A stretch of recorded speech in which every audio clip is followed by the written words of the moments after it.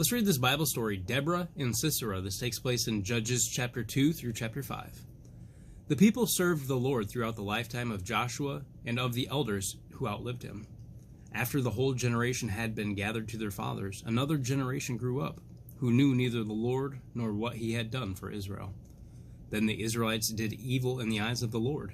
They forsook him and served Baal and the Ashtoreths. In his anger against Israel, the Lord handed them over to the raiders who plundered them.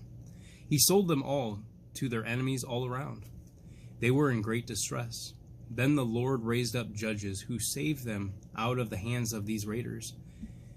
Yet they would not listen to their judges. They refused to give up their evil practices and stubborn ways. So the Lord sold them into the hands of Jabin, a king of Canaan, who reigned in Hazor. The commander of his army was Sisera, because he had 900 iron chariots and had cruelly oppressed the Israelites for 20 years. They cried to the Lord for help. Deborah, a prophetess, the wife of Lapidoth, was leading Israel at that time. She held court under the palm of Deborah, and the Israelites came to her to have their disputes decided. She sent for Barak from Kadesh in Naphtali and said to him, "The Lord, the God of Israel, commands you, go take with you 10,000 men and lead the way to Mount Tabor. I will lure Sisera with his chariots and his troops to the Kishon River and give him into your hands." Barak would not go into battle without Deborah. She warned Barak that he would receive no honor in battle because God would hand Sisera over to a woman. Barak and Deborah summoned 10,000 men to Kadesh and then marched to Mount Tabor. Heber the Kenite was camping near Kadesh. His tribe told Sisera the news, and Sisera led his army to the Kishon River. Then Deborah said to Barak, "Go."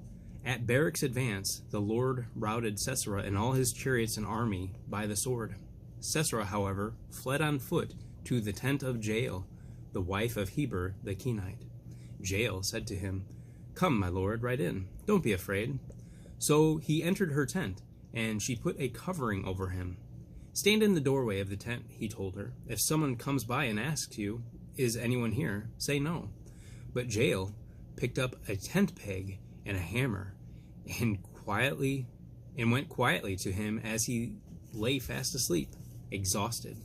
She drove the peg through his temple into the ground, and he died. And the hand of the Israelites grew stronger and stronger against Jabin, the Canaanite king, until they destroyed him. Then the land had peace for 40 years. Understanding the story. The Israelites' rejection of God leads them to suffering at the hands of their enemies.